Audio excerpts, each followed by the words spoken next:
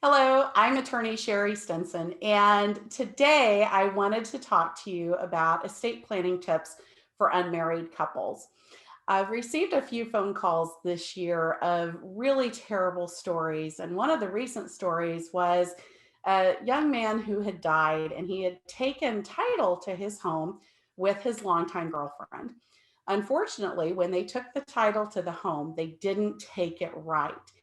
And so when her boyfriend died, she ended up owning this home with her would be mother in law, so her boyfriend's mother.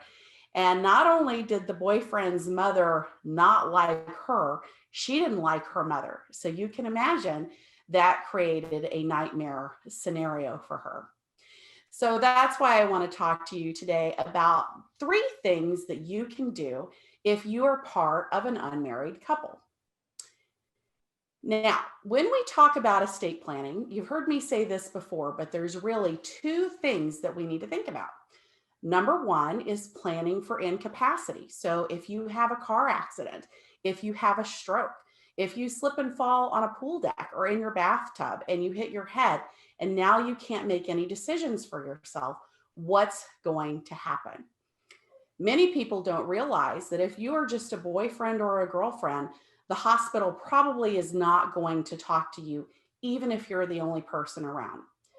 So, tip one is not only to think about the incapacity planning, but make sure you put something in writing. So, you want to make sure that you've got that durable power of attorney for finances. So, your partner can go to the bank, pay your bills, manage your finances for you. You also want to make sure that you've got something in place for medical decisions. So make sure you create a designation of healthcare surrogate. You're designating or naming somebody to step in your shoes and make medical decisions for you. Without it, the hospital and the doctors are probably not going to talk to your longtime boyfriend or girlfriend. Along with that designation of healthcare surrogate, you also want to make sure that you do a living will. So, if you are in a coma, if you are terminally ill, or if you're in an end stage condition, perhaps you've got liver failure, you want to make sure that you've put something in writing about what you want to happen. Do you want those heroic measures to be taken, or do you just want to be given comfort measures and let go? So, that's tip one. Tip two is if you own a home, make sure that you've taken title to your home in the right way. So, the story at the beginning of this video about the girlfriend owning a home with her boyfriend's mother who didn't like her, we want to make sure we avoid a situation like that. Now, you need to talk to good estate planning counsel. However, you can accomplish this in a couple of different ways. And this list is by all means not exhaustive. One thing that you could do is put your home into a trust. You can name your partner as the trustee, and then your partner as the trustee can manage that home for you.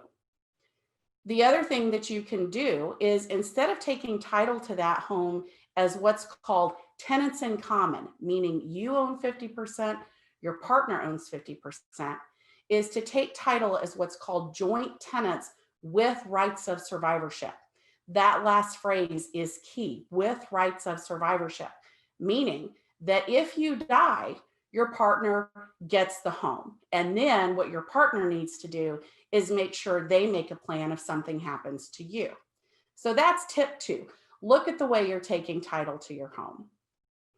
Lastly, tip three, and this is an important one because many people forget about it. If you own an asset, such as a bank account, a retirement account, maybe you have an annuity, maybe you have a life insurance policy, check those beneficiary designations. You want to make sure that if you want your partner to receive any of those assets, that you filled out the paperwork with the company that says your partner is the one to get it. If there isn't a beneficiary designation on an asset like that, that asset may go according to what is called intestacy laws, which is the state's way of saying You failed to do your planning. Now we're going to do a plan for you. And you may have heard me say this before. I've never, ever, ever had a client who says the government and the courts make better decisions for me than I do. It doesn't happen. If you do those beneficiary designations and they're done correctly, and assuming they don't fail, which is a big assumption, but it's better than doing nothing, you can potentially eliminate the need for probate and just allow your partner to present a death certificate to that company. So that's tip 3. And just because we're feeling generous today, I'm going to give you one more tip, tip 4. Create a binder with your estate planning documents, a letter of instruction, and your passwords.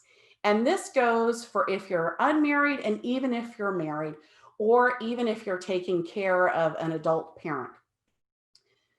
What many people forget is that back in the day when we had paper, we would know where the assets were. And today, because everything has gone online, we often don't know. So it becomes this giant hunt of where did you have this bank account or where did you have this life insurance policy?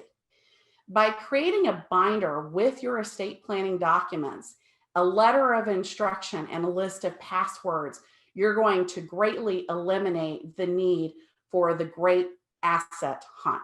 So that's tip 4. Now, I know we have a lot of people down here that have moved from other states. There's a huge influx of people as of the recording of this video. Remember, Florida does not recognize common law marriage. So some people come down and they think, okay, well, I don't need to do any of this because maybe we resided in this common law state. That doesn't work down here. And a lot of places that do recognize common law marriage, even if you say, well, we've lived together forever, that doesn't necessarily create any rights. So you want to make sure that you put something in writing so that if something happens to you, and something's going to happen to all of us at some point, that the right person gets the things that you own. Remember, there are so many rights that unmarried couples do not have that married couples have. Things like Social Security benefits, inheritance rights, homestead rights, even just the hospital visits. So if you love that partner, make sure that you've taken care of them. I'm Sherry Stinson. If we can help you, I love doing this. It's all I do. Please give us a call today and we'll tell you how to take care of your partner. Thanks for watching.